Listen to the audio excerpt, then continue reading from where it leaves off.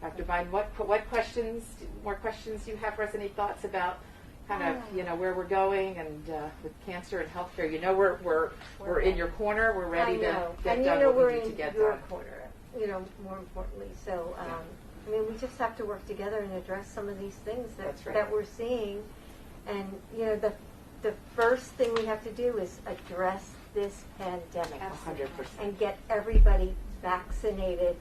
Back to work. And back to work, and back to their school, back to, and get things back to the new normal. Absolutely. Yes. And so it's going to be critical, I think, during this time period.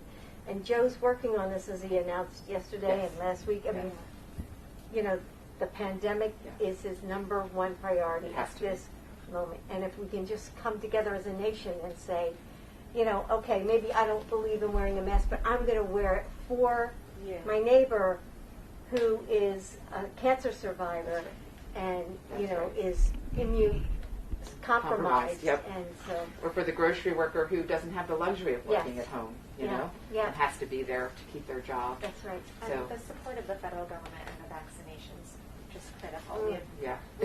We've got patients who are in Maryland and Virginia as well, and we have a team that's been making phone calls to understand all of the different enrollment options. It's not just 50 states, it's all these counties as well. So we're really so excited to have support from the federal government to help us get through this important phase of the pandemic. And we're also hoping that the cancer patients will be a priority in the vaccination process. They are immunocompromised. They're at greater risk of really some significant complications from COVID. So we're really fighting to make sure that they are a priority, in this rollout process.